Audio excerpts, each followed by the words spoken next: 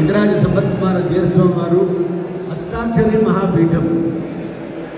చేతనులందరూ తరించడం కోసం ఏకైక మంత్రం అష్టాక్షరి. ఆ అష్టాక్షరికి రూపం వస్తే ఎలా ఉంటుందో ఈ స్వామివారిలాగా ఉంటుంది. గొప్పనైన తపస్సు, త్రివిధములైన తపస్సుని ప్రతిరోజు లోక కళ్యాణానికి వారు వినియోగిస్తూ ఆండాళ్ళమ్మవారు మంగళాశాసనం మనకి సిద్ధించి మనందరికీ కూడా మంగళాశాసనం చేయడం కోసం స్వామివారు వేం చేశారు. వారి యొక్క అనుగ్రహ భాషణాన్ని మనం కర్ణామృతంగా సేవించి ధరించడం కోసం ముందు చతుర్వేద పారాయణాన్ని అవధారణం చేద్దాము.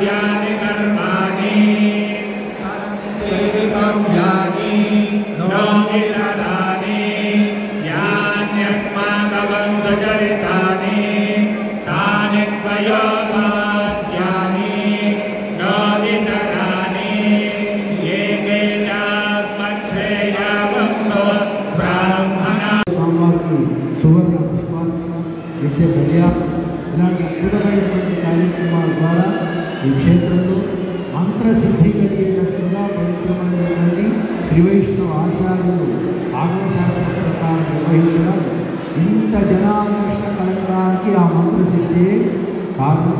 ఈ క్షేత్రం ఇలాగే కొన్నాళ్ళుగా విరాజమానంగా కాలచక్రం ఉన్నంతకాలం ఆ లక్ష్మీ నరసింహుని సేవ అందరూ పొందుతూ అనుగ్రహాన్ని బిడ్డ తరాన లక్ష్మీ నరసింహ స్వామి అనుగ్రహం పొందాలి అని మేము అనేక మంగళాశాసనాలు చేస్తున్నాం.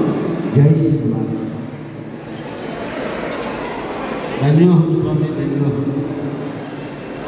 వాత్సల్య పరిపూర్ణులు మన ఆచార్యులు స్వామిని. వారి యొక్క పీఠం యొక్క శక్తి ఈ ప్రపంచాన్ని శాసిస్తుంది. రాబోయే కరోనాని ప్రపంచం అవతలికి ఎత్తివేస్తుంది. గతంలో ఉన్నటువంటి కరోనా పారిపోవడానికి అక్షర కోటి నామాన్ని వారు జపింపజేసి ఈ యావత్ ప్రపంచాన్ని కూడా కాపాడినారు.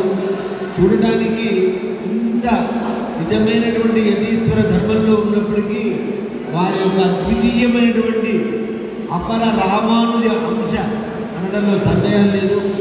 అంత గొప్పనైనటువంటి స్వామివారు ఇంత సౌలభ్య పరాకాష్ఠగా వేరు చేసినందుకు మేము మా కార్యనిర్వహణాధికారైనటువంటి రామకృష్ణారావు గారు, రాష్ట్రపతి గోత్రికులు వారు నిజంగా వైదిక కర్మనిష్ఠులు.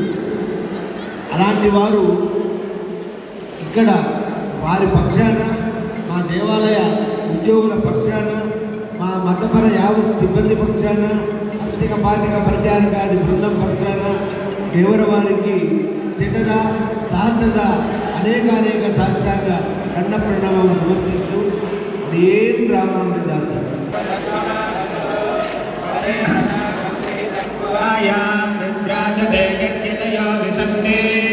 వేదాంత విజ్ఞాన సునిశ్చితార్థాస్త్యో విజ్ఞానమాదానే అజ్ఞానపశ్యాతం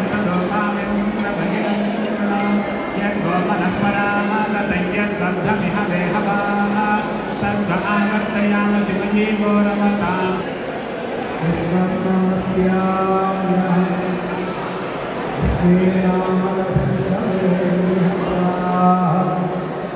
కృష్ణాయ తస్మై నమః. కృష్ణాదేవ సముఖిదం జగదిదం కృష్ణస్య దాసోస్మ్యహం गृहे तिष्ठति विश्वमेतदखिलं नमः। अस्मद्भ्यो प्रिय अद्य मे सफलं कर्म सुप्रभातात् मे दिशामि। భగవంతుని ఏ రోజు సేవిస్తే ఆ రోజే మనకి తెల్లవారు భగవద్ దర్శనం భగవద్ అనుగ్రహం కలిగిన వారికి మాత్రమే లభిస్తుంది.